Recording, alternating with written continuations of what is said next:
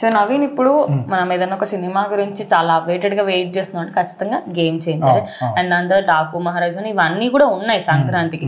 But ఈ సినిమాకి సంబంధించి ఓవర్సీస్ లో టికెట్ల విషయం ఎలా ఉంది? ప్రెసెంట్ 200K వరకు వెళ్ళిందనే వార్తలు వినిపిస్తున్నాయి. సినిమా రిలీజ్ అయ్యేంత వరకు 3 million టార్గెట్, అది అవుతేనే ఖచ్చితంగా బ్రేక్ ఈవెన్ గానీ ఇంకేదైనా అవుతుంది. ఎందుకంటే మూవీ పైన భారీ ఎక్స్పెక్టేషన్స్ ఉన్నాయి. సరే మన తెలుగు రాష్ట్రాలు పక్కన పెట్టేస్తే ఓవర్సీస్ లో రామ్ చరణ్ గారికి మంచి మార్కెట్ ఉందండి. సో ఆయన సినిమాలు బాగానే ఎంకరేజ్ చేస్తారు. ప్రీవియస్ మూవీస్ కూడా రంగస్థలం మూవీ కూడా మంచిగా అక్కడ. సో ఆ తర్వాత వినయ విధేయరామ మాస్ సినిమా అంటే ఓవర్సీస్ లో ఏంటంటే కొంచెం మాస్ టైప్ ఆఫ్ సినిమాస్ కి కొంచెం ఎంకరేజ్మెంట్ తక్కువ ఉంటుంది. కానీ వినయ విధేయరామ కూడా అక్కడ బాగానే పుల్ చేసింది కలెక్షన్స్. ఇంకా RRR గురించి మనం సో ఇప్పుడు గేమ్ చేంజర్ సినిమా.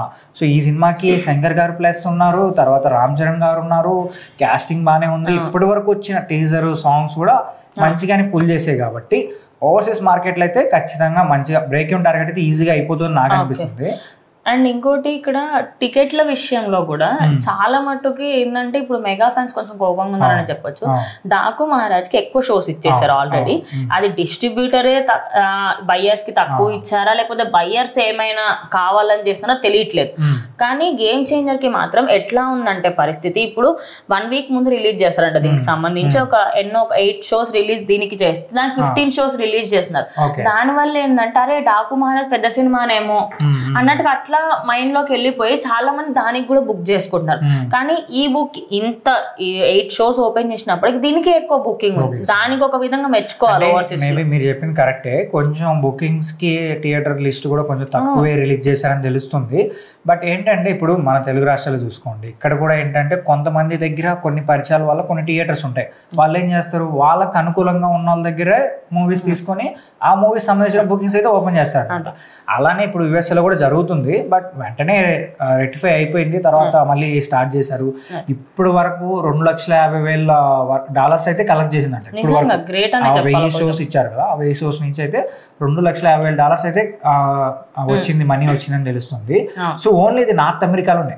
ఇంకా ఓవరాల్ మొత్తం అంతా ఓవర్సీస్ మార్కెట్ కలుపుకుంటే 3 lakhs పైన ఉందని కూడా తెలుస్తుంది. ఖచ్చితంగా అంటే ఇప్పుడు ఈ సినిమాకి దానికి తగ్గ హైప్ ఉంది లేదు అని చెప్పలేం. కానీ ఎట్లా అంటే వేరే వాళ్ళ సినిమాకి హైప్ ఇప్పించడానికి ఈ సినిమాని డౌన్ చేయడం కరెక్ట్ కాదని అభిమానులు అభిప్రాయపడుతున్నారు.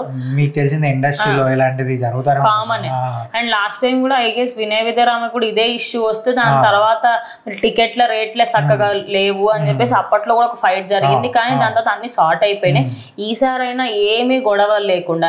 ఇంకోటి ఏంటంటే డాకు మహారాజ్ కంటే ఎక్కువ దీనిపైన ఎక్సైట్మెంట్ ఉంది.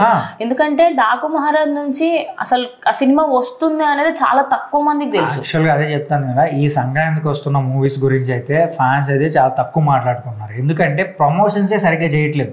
సో నాకు తెలిసి అంత కొంచెం బెటర్ అనిపిస్తే గేమ్ చేంజర్ బెటర్ అనుకోవాలి.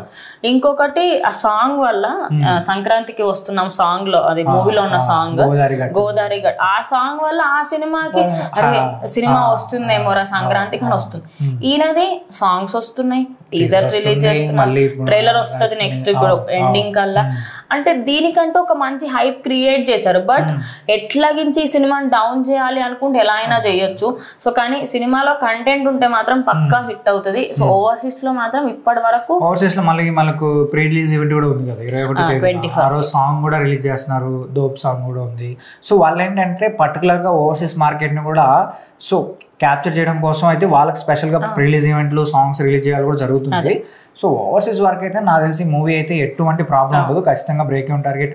ఎందుకంటే 4.2 million బ్రేక్ ఈవెన్ టార్గెట్. ఇది రిలీజ్ కంటే ముందే 3 million వరకు వెళ్ళే అవకాశం ఉంది అని అంటున్నారు. కాబట్టి ఖచ్చితంగా సినిమా బ్రేక్ ఈవెన్ అయితే వస్తుంది. మరీ అంత దారుణమైన స్థితిలో కూడా ఉండకపోవచ్చు. బట్ ఒక గుడ్ మనీ వస్తుందా, ప్రాఫిట్ లోకి వెళ్తుందా, లేకపోతే ఓన్లీ బ్రేక్ ఈవెన్ చేసి ఆగిపోతుందా అనేది ఒక్కటే చూడాలి.